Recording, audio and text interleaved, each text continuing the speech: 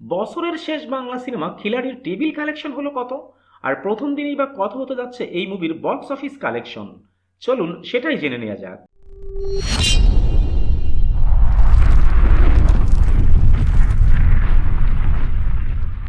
2025 সালের শেষ বাংলা সিনেমা খিলাড়ি অনেকটা চড়াই উতরাই পেরিয়ে অবশেষে আজ মুক্তি পেয়ে গেল।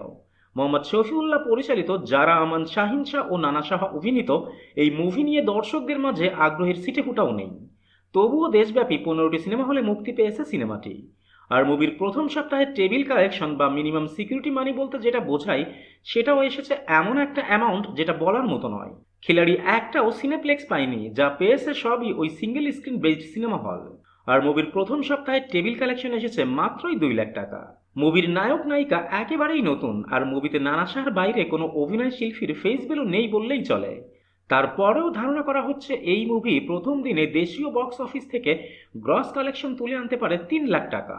But everything depends on the public response of this movie.